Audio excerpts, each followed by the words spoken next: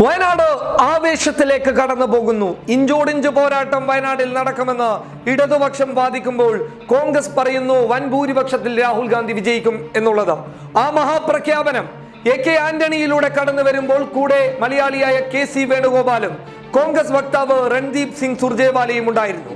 ഒടുവിൽ മാധ്യമപ്രവർത്തകരുടെ അടുത്ത ചോദ്യമെത്തി. രണ്ട് മണ്ഡലങ്ങളിലും രാഹുൽ ഗാന്ധി വിജയിക്കുകയാണെങ്കിൽ ഏത് മണ്ഡലമായിരിക്കാം രാഹുൽ ഗാന്ധി നിലനിർത്തുക എന്ന ഒരു ചോദ്യം മാധ്യമപ്രവർത്തകരിൽ നിന്നും കടന്നു വന്നു. ഇതിൽ വ്യക്തമായ ഒരു തീരുമാനം കോൺഗ്രസ് നേതൃത്വത്തിനുണ്ടായിരുന്നു. അതായത് അമേത്തി എന്ന് പറയുന്നത് കോൺഗ്രസിന്റെ പരമ്പരാഗത മണ്ഡലമാണ്. ആ മണ്ഡലം 2 പ്രാവശ്യം മാത്രമാണ് കോൺഗ്രസിൽ നിന്നും വിട്ടുപോയിട്ടുള്ളത്. എന്നാൽ കോൺഗ്രസിന് എല്ലാ തരത്തിലും നേട്ടങ്ങൾ മാത്രം സമ്മാനിച്ച ഇന്ത്യയിലെ തന്നെ ചുരുക്കം മണ്ഡലങ്ങളിൽ ഒന്നാണ് വയനാട്.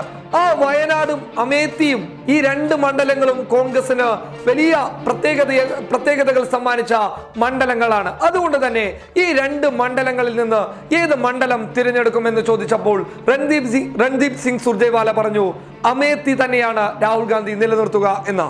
കോൺഗ്രസിന്റെ പാരമ്പര്യം നിലനിർത്തുന്ന ഒരു മണ്ഡലമാണ് അമേത്തി. അതുകൊണ്ട് തന്നെ ആ മണ്ഡലം ഒരു കാരണവശാലും രാഹുൽ ഗാന്ധി കൈയൊഴിയുകയില്ല. മറിച്ച് വയനാട് കൈയൊഴിയുകയും അവിടെ വീണ്ടും ഉപതിരഞ്ഞെടുപ്പ് നടക്കുകയും ചെയ്യും. ഈ വിവരം കേന്ദ്ര നേതൃത്വം സംസ്ഥാന നേതൃത്വത്തോട് പറഞ്ഞിട്ടുണ്ട്.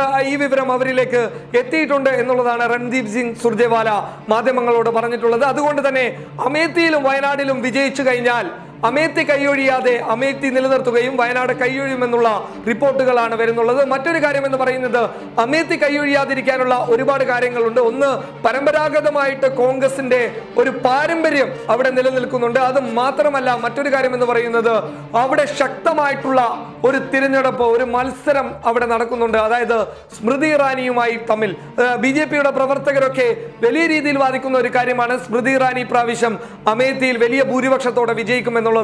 എന്നാൽ ആ ഭൂരിപക്ഷത്തിലേക്ക് സ്മൃതി ഇറാനി കടന്നു പോവുകയോ വലിയ തോൽവി അവിടെ നേരിടുമെന്നുള്ളതാണ് സർവേകളിൽ നിന്നും വ്യക്തമാകുന്നുള്ളത്. അതായത് ജനങ്ങൾക്കിടയിലേക്ക് രാഹുൽ ഗാന്ധി അവിടെ ഇറങ്ങിച്ചെന്നിട്ടുണ്ട് എന്നുള്ളതാണ് ലഭിക്കുന്ന റിപ്പോർട്ടുകൾ. അതുകൊണ്ട് തന്നെ ആവേശം അലതള്ളുന്ന ഒരു തിരഞ്ഞെടുപ്പ് മത്സരം തന്നെയായിരിക്കും അമേത്തിയിൽ നടക്കുന്നത്.